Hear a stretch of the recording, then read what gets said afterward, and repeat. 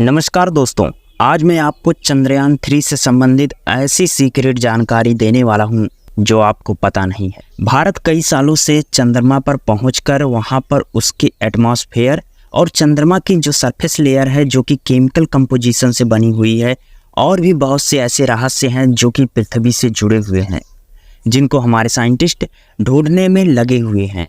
और मुझे ये बताते हुए खुशी हो रही है कि अब वो सपना पूरा होने जा रहा है। लेकिन उससे पहले आपको इसके पीछे की कहानी जाननी होगी। तो इस वीडियो में मैं आपको शुरू से लेकर एंड तक मैं वो सारी जानकारी देने वाला हूं जो आपको पता नहीं होगा। तो वीडियो को आप पूरा देखिएगा। भारत के इतिहास में ये तीसरी बार हुआ है जब भारत का चंद्रमा पर पहुंचने का सपना सच होने वाला है, और इस मिशन का नाम चंद्रयान 3 रखा गया है। इस मिशन को भारत के अंतरिक्ष अनुसंधान केंद्र के द्वारा लॉन्च किया गया है। इससे पहले हमें ये जानना होगा कि इसरो और नासा क्या है।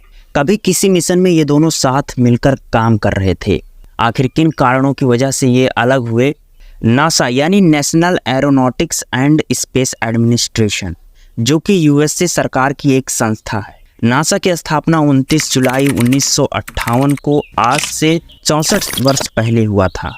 वहीं पर इसरो की स्थापना से पहले इसका नाम भारतीय राष्ट्रीय अंतरिक्ष अनुसंधान समिति के नाम से जाना जाता था, जिसे डॉक्टर विक्रम साराभाई की दूरदर्शिता पर 1962 में भारत सरकार द्वारा स्थापित किया गया था।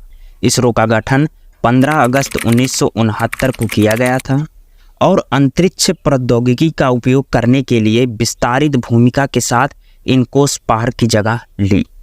1972 में इसरो को अंतरिक्ष विभाग के तहत लाया गया, यानी 4 साल बाद इसकी स्थापना हुई थी। इसरो का मुख्यालय बेंगलोर के कर्नाटक में है। इसके अध्यक्ष श्रीधर सोमनाथ हैं। अब जानते हैं कि इसरो का बजट कितना था चंद्रयान के इस मिशन के लिए। इसरो का बजट साल 2020 से 21 के बीच में 13,479.47 करोड़ रुपए यानी अमेरिकी डॉलर में 1.97 अरब डॉलर का पास हुआ था। वहीं पर नासा के बजट की बात करें तो 2020 से 2021 में 22,629 मिलियन डॉलर से लेकर 23,271 मिलियन डॉलर, यानी कि इसरो से इसका बजट कई गुना ज़्यादा था। आइए अब जानते हैं कि चंद्रयान 2 और चंद्रयान 3 उनके बीच में क्या अंतर है जो कि चंद्रयान 2 से चंद्रयान 3 को अलग बनाते हैं। GSLV Mk3 एक रॉकेट का नाम है। इस रॉकेट पर चंद्रयान 2 में विक्रम लैंडर, प्रज्ञान रोवर और एक ऑर्बिटर शामिल है। वहीं चंद्रयान 3 सिर्फ एक लैंडर और एक रोवर के साथ लॉन्च होगा।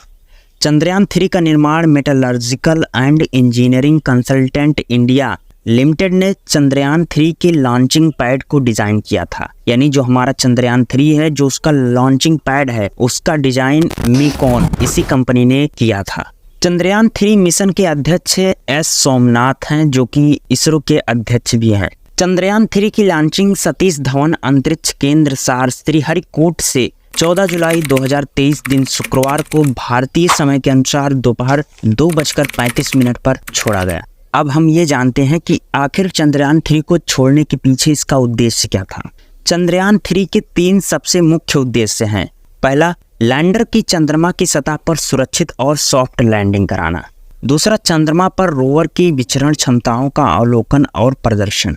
तीसरा हमारा जो मुख्य पॉइंट है वो है चंद्रमा की संरचना को ठीक से समझने और उसके विज्ञान को अभ्यास में लाने के लिए चंद्रमा की सतह पर उपलब्ध रासायनिक और प्राकृतिक तत्व जैसे मिट्टी, पानी आदि पर प्रयोग करना वैज्ञानिकों का उद्देश्य है। जैसा कि आपको पता होगा कि पिछली बार क्योंकि चंद्रयान 2 में जो लैंडर था उसके चंद्रमा पर सॉफ्ट लैंडिंग कराने में बहुत सारी प्रॉब्लम्स आई थी, जिसके कारणवश इसी वजह से कुछ दिनों में इसका कनेक्शन टूट गया था।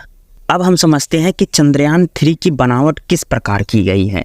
तो उससे पहले हम ये जान लेते हैं चंद्रयान 3 की बनावट में बेसिकली 3 यंत्र का उपयोग किया गया है। पहला प्रोपल्शन मॉड्यूल, दूसरा लैंडर और तीसरा रोवर है।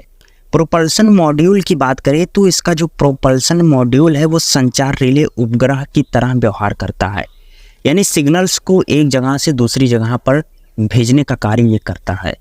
इसका मॉड्यूल लैंडर और रोवर युक्त ढांचे को तब तक अंतरिक्ष में ढकेलता रहेगा जब तक अंतरिक्षयान 100 किलोमीटर ऊंचाई वाली चंद्र कक्षा में न पहुंच जाए।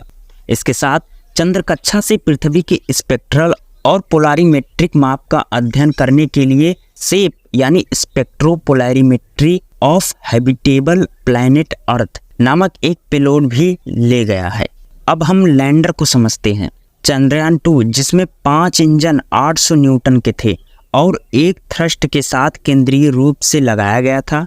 वहीं पर चंद्रयान 3 के लैंडर में केवल 4 थ्रॉटल सक्षम इंजन है। इसके अलावा लैंडर लेजर ड्रॉपलर वेलोसीमीटर से लैस होगा।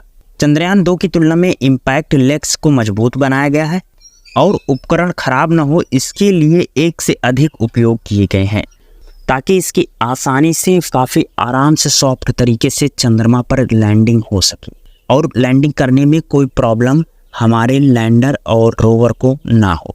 अब बात कर लेते हैं रोवर की।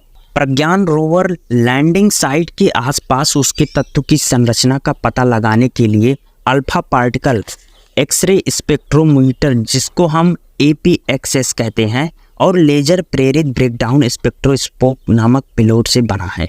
प्रज्ञान रोवर लैंडिंग साइट के आसपास की उसके तत्वों की संरचना का पता लगाने का कार्य करता है जो कि लेजर प्रेरित ब्रेकडाउन स्पेक्ट्रोस्कोप LIBS नामक पेलोड से बना है। ये चंद्रमा की सतह पर जितने भी तत्व पाए जाते हैं उनको ये अपने लेज़र से स्कैन करेगा और चंद्रमा की जो सरफेस है उसकी सारी जानकारी ये सिग्नल के माध्यम से पृथ्वी पर भेजता रहेगा। तो ये काम था रोवर का। आई होप कि आपको ये वीडियो पसंद आई होगी। अब हम बात करने वाले हैं कि चंद्रयान 3 को चंद्रमा पर पहुंचने में उसके बीच में क्या क्या कठिनाइयां आ रही हैं। चंद्रयान 3 अभी कहां तक पहुंचा है, कितना और समय लगेगा, चंद्रयान 3 चंद्रमा पर पहुंचकर आखिर करने क्या वाला है, चंद्रयान 3 चंद्रमा पर पहुंचकर किस प्रकार से लैंडिंग करेगा और वहां पर किन तत्वों की खोज करने के लिए वो वहां पर गया है, ये सब हम जानकारी आपको अगले आने वाली वीडियोस में देंगे। तो बने रहिएगा पार्ट 2 के लिए। तब तक के लिए धन्यवाद। मिलते हैं पार्ट 2 के साथ।